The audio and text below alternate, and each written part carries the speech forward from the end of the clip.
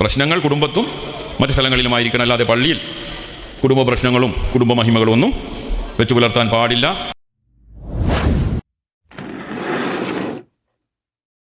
ഈ ഒരു പ്രസംഗം നാം എല്ലാവരും കേൾക്കേണ്ടതാണ്. ഇവിടെ നടക്കുന്നത് ഒരു ജുമാ നിസ്കാരമാണ്. അതിനോടനുബന്ധിച്ചുള്ള ഖുത്ബ. ആ ഖുത്ബയുടെ മെമ്പറിൽ 2 പേര് കയറിയിരിക്കുകയാണ്. താഴെ ഉന്തും തിരക്കൊക്കെയാണ്. ഇതൊരു പ്രസ്ഥാനത്തിൻ്റെ പ്രശ്നമല്ല, അല്ലെങ്കിൽ ഏതെങ്കിലും ഗ്രൂപ്പിൻ്റെ പ്രശ്നമല്ല, ഒരു കുടുംബത്തിൻ്റെ പ്രശ്നമാണ്. 2 കുടുംബങ്ങൾ തമ്മിലുള്ള അധികാര വടംവലിയാണ് നടന്നുകൊണ്ടിരിക്കുന്നത്.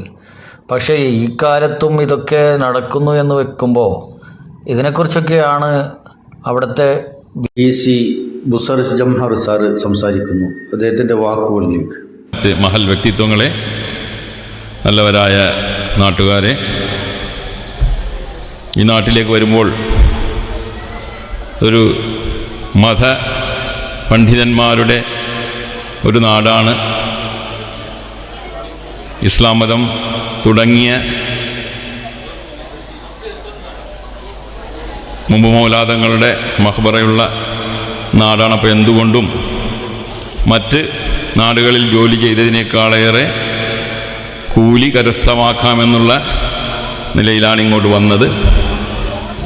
അപ്പോൾ വന്നങ്ങനെ കൂലി കിട്ടുന്നുണ്ടാവുമെന്നുള്ള പ്രതീക്ഷയുണ്ട്.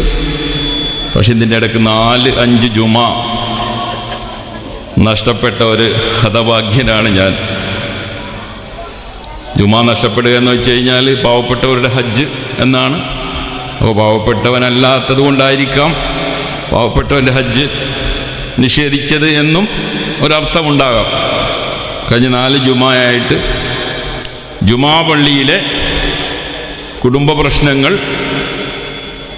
തീർക്കേണ്ടി വന്നിട്ടുള്ള ഒരു ഉദ്യോഗസ്ഥനാണ് ഞാൻ. സത്യത്തിൽ വളരെ വേദനയുണ്ട്. നാട്ടുകാർ മുഴുവൻ പങ്കെടുക്കേണ്ട ജുമാ പള്ളിയിൽ കുടുംബങ്ങളുടെ പ്രശ്നം മൂലം ജുമാ നിഷേധിക്കപ്പെടുന്നു എന്ന് പറഞ്ഞാൽ അതെന്നെ സംബന്ധിച്ചിടത്തോളം അതൊരു നല്ല കാര്യമായിട്ട് ഒരിക്കലും ഞാൻ മനസ്സുകൊണ്ട് അംഗീകരിക്കുന്ന വ്യക്തിയല്ല. പ്രശ്നങ്ങൾ കുടുംബത്തും മറ്റു സ്ഥലങ്ങളിലുമായിരിക്കണം, അല്ലാതെ പള്ളിയിൽ കുടുംബ പ്രശ്നങ്ങളും കുടുംബ മഹിമകളും ഒന്നും വെച്ചു പുലർത്താൻ പാടില്ല.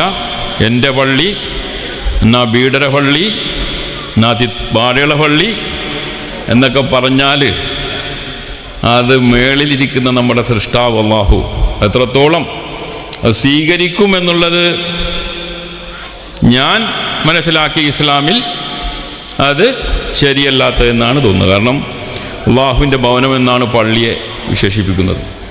ആ പള്ളി ഉണ്ടാക്കിയത് പൂർവ്വകാലത്ത് നാട്ടിലെ ഭൂസ്വത്തുള്ളതും നാട്ടിലെ പ്രമാണിമള ആയിട്ടുള്ള ആളുകൾ അവരുടെ നേതൃത്വത്തിൽ ആ നാട്ടിലെ പാവപ്പെട്ടവരായിട്ട് ഒരുപാട് പേരുടെ വിയർപ്പൊഴുക്കിക്കൊണ്ട് അവരുടെ ദേഹാധ്വാനം മൂലം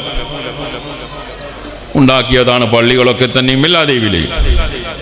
തീർച്ചയായിട്ടും അതിന് ഭൂമി നൽകിയവരും അതിന് നേതൃത്വം നൽകിയവർക്കും അവരുടെ മനസ്സ് ശുദ്ധിയോടുകൂടി ചെയ്തതാണെങ്കിൽ തീർച്ചയായിട്ടും സ്വർഗത്തിൽ അവർക്ക് ഇടമുണ്ടാകും എന്ന് വെച്ചിട്ട് അവർ കൊടുത്ത ഭൂമിയിൽ കാലാകാലത്തോളം നമ്മൾ ആ പള്ളിയിൽ കയറിയിരുന്നു കൊണ്ട് നമ്മൾ ആ പള്ളിയിൽ രാജാവായിരിക്കാം എന്നുള്ള ഒരു വ്യാമോഹമൊക്കെ മനസ്സിലുണ്ടെങ്കിൽ അത് എല്ലാവരെയും സൃഷ്ടിച്ച സർവശക്തനായ അല്ലാഹു അത് സ്വീകരിക്കുമെന്നുള്ള വിശ്വാസം എനിക്ക് തീരെയില്ല. അത്തരം ചിന്താഗതികൾ നമ്മളിൽ ആർക്കെങ്കിലും ഉണ്ടെങ്കിൽ മതപണ്ഡിതനല്ല എങ്കിൽ കൂടിയും കുറച്ചറിവ് മാത്രമേ ഉള്ളൂ. മതത്തെക്കുറിച്ച് വലിയ പാഠങ്ങളൊന്നും പഠിച്ചിട്ടില്ല എങ്കിലും എൻ്റെ വാപ്പ പഠിപ്പിച്ചിട്ടുള്ള ചെറിയ ക്ലാസ്സിൽ മദ്രസയിൽ പഠിപ്പിച്ചിട്ടുള്ള അറിവ് മൂലം ഒരിക്കലും പള്ളി അള്ളാഹുവിൻ്റെ ഭവനമല്ലാതെ എൻ്റേതാണെന്നെങ്ങാനും ആരെങ്കിലും കണക്കാക്കിയാൽ ആ പള്ളിയിലിരുന്നു കൊണ്ട് അങ്ങനെ ഏതെങ്കിലും ഒരാൾ എന്നാ പള്ളിയുടെ പങ്ക്, എന്നാ പള്ളിയുടെ ടൈൽസ് എന്നെങ്ങാനും വിചാരിച്ചു പോയാൽ അയാളെ അത്തരത്തിലുള്ള ഒരു പ്രാധാന്യം ഈ ഭൂമിയിൽ സൃഷ്ടാവ് അല്ലാഹു നൽകിയിട്ടുണ്ടെന്നുള്ള വിശ്വാസം എനിക്കില്ല. അങ്ങനെയൊക്കെ ആർക്കെങ്കിലും ഉണ്ടെങ്കിൽ അത് നാളെ ആഖിറത്തിൽ അവിടെ വെച്ച് നമുക്ക് നോക്കാം. അത്തരം ആളുകൾ അവിടെ എന്ത് വിലയുണ്ടാകും, എന്ത് സ്ഥാനമുണ്ടാകും എന്നുള്ളത് തീർച്ചയായിട്ടും നാം നേരിട്ട് ആ ഒരു ദിനത്തിൽ കാണേണ്ടി വരും. നമ്മൾ പഠിപ്പിച്ച നമ്മുടെ ഈ കുട്ടികൾ, പിഞ്ചോമനകൾ മദ്രസയിൽ ചെറിയ ക്ലാസ്സുകളിൽ പഠിക്കുന്ന അവസരങ്ങളിലൊക്കെ തന്നെയും മതവിദ്യാഭ്യാസം വളരെ പ്രധാനപ്പെട്ട ഒന്നാണ്. മരിക്കുവോളം ആരോഗ്യത്തോടെയും അല്ലാതെയും ഒക്കെ ജീവിക്കുന്ന കാലത്തിടത്തോളം നമ്മൾ മനസ്സുകൊണ്ട് ആരെ പേടിച്ചില്ലെങ്കിലും നമ്മുടെ അള്ളാഹുവിനെ, സൃഷ്ടാവിനെ പേടിക്കണം. കാരണം നമ്മുടെ കൈകാലുകളും നാക്കും മൂക്കും ഒക്കെ അനക്കാനുള്ള ചലനശേഷിയൊക്കെ തരുന്നത് സൃഷ്ടാവിൻ്റെ ഒരു ഔദാര്യം മാത്രമാണ്. ആ കാര്യത്തിൽ പ്രത്യേകതരം ആളുകൾക്ക് പ്രത്യേക കഴിവൊന്നും അങ്ങനെ കൊടുത്തിട്ടില്ല. അങ്ങനെ കൊടുത്തിട്ടുണ്ടെങ്കിൽ പല കുടുംബങ്ങളിലും പല ബുദ്ധിമുട്ടുകളും വിഷമങ്ങളും നേരിടുന്നു. വലിയ വലിയ കുടുംബങ്ങൾ നേരിടുന്നു. അങ്ങനെയാണെങ്കിൽ ആ കുടുംബത്തിലൊന്നും ഒരു വിഷമവും ഒരു ബുദ്ധിമുട്ടും ഒന്നും ഉണ്ടാകുവാൻ പാടില്ല. പക്ഷേ ആ കുടുംബത്തിലും മറ്റുള്ള ആളുകൾ നേരിടുന്ന അതേ ബുദ്ധിമുട്ടുകൾ അവരും നേരിടുന്നു. കാരണം അള്ളാഹുവിൻ്റെ മുമ്പിൽ എല്ലാവരും തുല്യരാണ് എന്നുള്ളതാണ് അതിനുള്ള വലിയൊരു ഉദാഹരണം. അപ്പോൾ അതുകൊണ്ട് തന്നെ ഈ നാട് വളരെ പുറകിലാണെന്ന് ഞാൻ പറയുമ്പോൾ അത് പലരും എതിർത്തേക്കാമെങ്കിലും ഇത്തരം കുടുംബ പ്രശ്നങ്ങൾ നാട്ടിൽ ഇഞ്ചക്ട് ചെയ്തുകൊണ്ട് സാധാരണക്കാരൻ്റെ മനസ്സിലത് വിഷമായി അത് പുണ്ണാക്കി മാറ്റിക്കൊണ്ട് ഇത്രത്തോളം ഈ നാടിനെ പിറകിലെത്തിച്ചതിൻ്റെ പിന്നിലൊക്കെ ആരെങ്കിലുമൊക്കെ പ്രവർത്തിച്ചിട്ടുണ്ടെങ്കിൽ അവർ അള്ളാഹുവിൻ്റെ നാളെ ആഖിറത്തിൽ സ്വർഗം നരകം എന്നുള്ള രണ്ട് സ്ഥലങ്ങളിൽ അവർ ചെയ്ത നന്മകൾക്ക് സ്വർഗത്തിലും അവർ ചെയ്ത തിന്മകൾക്ക് ഈ പാവപ്പെട്ടവൻ്റെയൊക്കെ മനസ്സിൽ വിഷം കുത്തിവെച്ച് എന്തൊക്കെ ചെയ്തിട്ടുണ്ടോ അതിനൊക്കെ തന്നെ അനുഭവിക്കും എന്നുള്ള കാര്യത്തിൽ യാതൊരു സംശയവും എനിക്കില്ല. കാരണം ഈ നാട് ഇനിയെങ്കിലും എനിക്ക് നിങ്ങളോട് പറയുവാനുള്ളത്, കുടുംബക്കാർ തമ്മിലുണ്ടാകുന്ന പ്രശ്നങ്ങൾ അവർ കുടുംബത്തിൽ തീർക്കട്ടെ.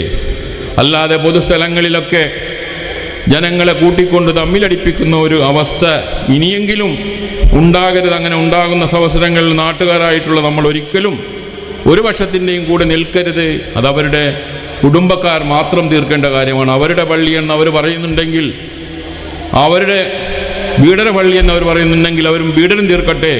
അല്ലാതെ സാധാരണക്കാരനായിട്ടുള്ള ജനത്തിൻ്റെ മുന്നിലേക്ക് അത് കൂട്ടിയിഴക്കരുത് എന്നൊരു അഭ്യർത്ഥന ഞാൻ ഈ അവസരത്തിൽ മുമ്പിൽ വെക്കുകയാണ്. കൂടുതലൊന്നും പറയാനുള്ള അത്തരം കാര്യങ്ങൾ വളരെ അധികം വിഷമമുണ്ട്. ഞാൻ ഉദ്ദേശിക്കുന്ന ഒരു ഇസ്ലാം, ഞാൻ മനസ്സിലാക്കുന്ന ഇസ്ലാം, എൻ്റെ മനസ്സിലുള്ള ഇസ്ലാം അതൊന്നുമല്ല. എല്ലാവരും തുല്യരായിട്ടുള്ള ഒരു ഇസ്ലാമാണ് ഞാൻ മനസ്സിലാക്കിയിട്ടുള്ളത്. അപ്പോൾ അത് മരിക്കുവോളം വെച്ച് പുലർത്തണമെന്നുള്ള ആഗ്രഹമാണ് എനിക്കുള്ളതും. അപ്പോൾ തെറ്റുകളും കുറ്റങ്ങളും എന്തും ഉണ്ടാകാം. നമ്മൾ ആലോചിക്കുന്നതെല്ലാം ശരി എന്നുള്ളതല്ല, ഞാൻ ചെയ്യുന്നതെല്ലാം ശരി എന്നുള്ളതല്ല ഒരു വിശ്വാസമില്ല. ചില തെറ്റുകൾ വന്നു പോകാം.